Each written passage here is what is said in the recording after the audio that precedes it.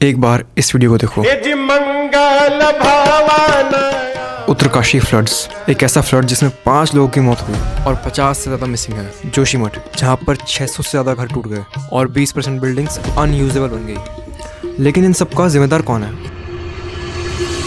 मैं, क्योंकि मैं भी उन्हीं लोगों में से आता हूँ जो अपने डेली एक्टिविटीज़ के नाम पर क्लाइमेट चेंज पे कंट्रीब्यूट कर रहे हैं। क्योंकि मैं भी उन्हीं नेचर लवर्स में आता हूँ जो साल में एक बार सेल्फ एक्सप्लोरेशन के नाम पर पहाड़ों में चले जाते हैं। क्योंकि मैं भी उन्हीं लोगों में से आता हूँ जो 500 मीटर चलने के बजाय भी स्कूटी प्रेफर करते हैं। क्योंकि मैं भी ऐसे ही प्रोडक्ट्स यूज़ करता हूँ जिनकी फैक्ट्रीज को सेटअप करने के लिए लाखों पेड़ों को काटा जाता है। सुनने में थोड़ा सा बुरा लग रहा है ना? इसको रिफ्रेम करते हैं। मैं हर साल पहाड़ों में जाता हूँ पीस और शांति के लिए, और मेरे वहाँ जाने से लोगों को इकोनॉमिक अपॉर्चुनिटीज़ मिलती हैं। मैं उन लोगों में से आता हूँ जो काफ़ी मैन्युफैक्चर्ड प्रोडक्ट्स को यूज़ करते हैं, जिसकी वजह से लोगों को नौकरियाँ मिल पाती हैं। मैं इलेक्ट्रिसिटी का भरपूर यूज़ करता हूँ, जिसकी वजह से सरकार को टैक्स मिलता है और वो गरीब मुकेश, ये वाले मुकेश को हेल्प कर सकते हैं।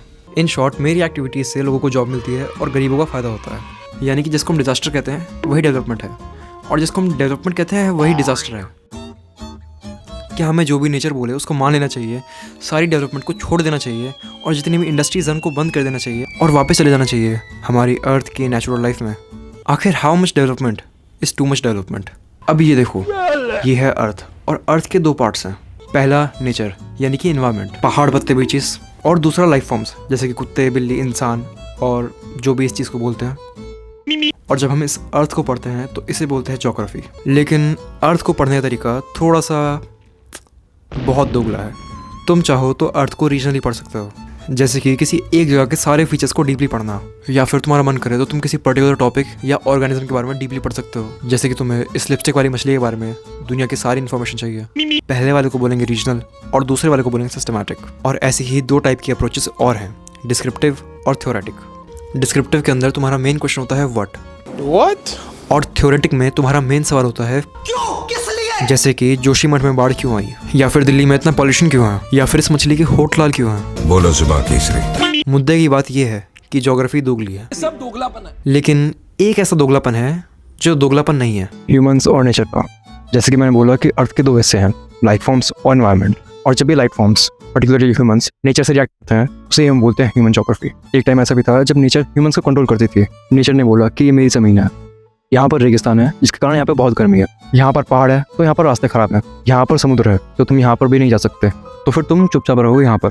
और इसी प्रोसेस को बोलते हैं नेचुरलाइजेशन ऑफ ह्यूमंस, यानी कि ह्यूमंस का नेचर के आगे झुकना। लेकिन फिर ह्यूमंस की पॉपुलेशन और दिमाग दोनों बढ़ गए और उसने बोला मैं झुकेगा नहीं। रिवर्स को क्रॉस करने के लिए उसने बनाई बोट्स, पहाड़ों को क्रॉस करने के लिए उसने बनाए पासेस, और रेगिस्तान में रहने के लिए उसने बनाए AC। और इसे बोलते हैं ह्यूमनाइजेशन ऑफ नेचर। लेकिन जब ये ह्यूमनाइजेशन ज़्यादा हो जाती है तो नज़ारे मिलते हैं कुछ ऐसे। इसका सॉल्यूशन ट्रैफिक लाइट्स।